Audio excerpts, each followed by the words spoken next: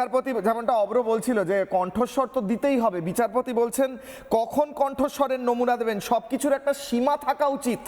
বিচারপতি বলছেন রক্ষা কবচের নির্দেশ কি প্রত্যাহার করব, হ্যাঁ কি না উত্তর দিন।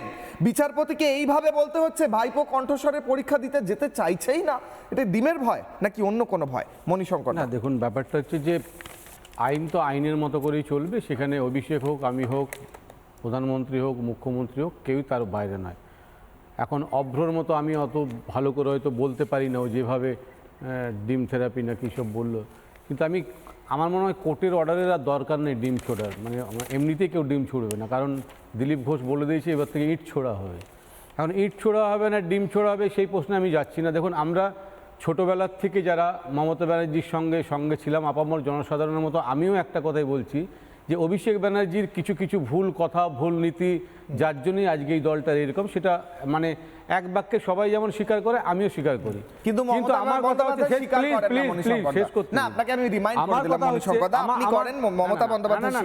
আমার কথা হচ্ছে যে এই যে অভিষেক ব্যানার্জিকে নিয়ে তুমি এখন যে আলোচনাগুলো করছো, আইন নিয়ে আলোচনাগুলো করছো, এইগুলো তো 2026-এ এইসব ঘটনাগুলো ঘটেছে।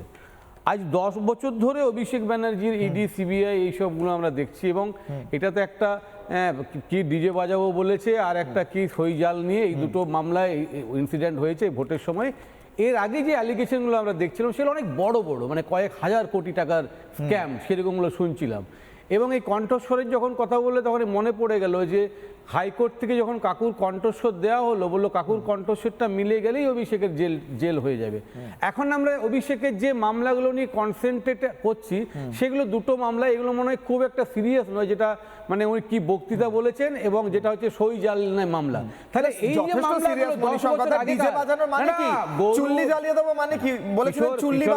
তুমি যখন সঞ্চালনা করবে, ডিজে বাজানো কথাটা অভিষেক যেমন খুব বাজে কথা বলেছে, একদম বাজে কথা, উল্টো করে পাল্টে সেগুলো তো আলোচনা করে উল্টো করে পাল্টে দেবো। আমি বলছি অভিষেকের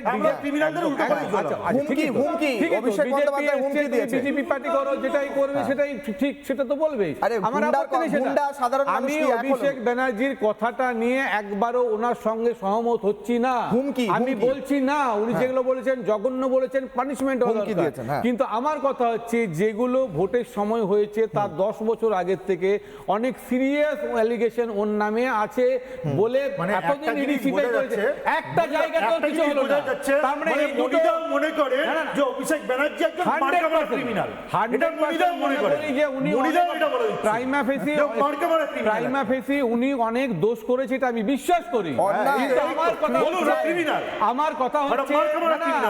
আমার কথা হচ্ছে যে তাহলে কি শুধুমাত্র এই প্রতিদিন একটা ডিবেটের আলোচনা করার জন্য কি এরকম করা হবে?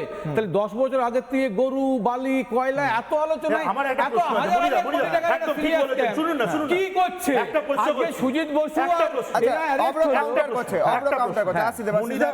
মোটামুটি বকলমে না বলেও বুঝিয়ে দিলেন যে অভিষেক বন্দ্যোপাধ্যায় মার্কা মারা ক্রিমিনাল, ছ্যাচোর, বাটপার, এবার আমি বুঝতে পারলাম। কিন্তু মনিদা আগে এত বড় বড় ক্রাইম করেছে, যখন এত বড় বড় অভিযোগ এসছে, তাহলে আপনার লঘু দুটো মামলায় এরকম ভয় শুকিয়ে যাচ্ছে কেন অভিষেক ব্যানার্জি? আমি ওটা বলছি না, তুমি বলো, তুমি বলো, আমি তো একটা কোশ্চেন করছি। আমি বলছি মানে এই দুটো বড় বড় ক্রাইমের সঙ্গে জড়িত বলে আপনি বলছেন, তাহলে আমি বলছি ও ছোট ছোট এই মামলাগুলোতে এরকম ভয় পাচ্ছে কেন? তার মানে এই দুটো ইনসিডেন্ট যদি না হতো তাহলে অভিষেক ব্যানার্জির নামে আর কোনো কেস ছিল না। আপনি চাইছেন অভিষেক ব্যানার্জি তাড়াতাড়ি অ্যারেস্ট হবে? আমি বলছি কথাগুলো বলছো যে এত বড় একজন ক্রিমিনাল ছোট ছোট মামলায় এরকম ভয় পেয়ে গেল। বাকিদের কাছে যাই এক সেকেন্ড। নানা ধরনের কন্টেন্ট দেখার জন্য লাইক করুন, শেয়ার করুন আমাদের ফেসবুক পেজ, সাবস্ক্রাইব করুন আমাদের ইউটিউব চ্যানেল। পাশাপাশি অন্যান্য ব্রেকিং নিউজের জন্য অবশ্যই চোখ রাখুন রিপাবলিক বাংলায়।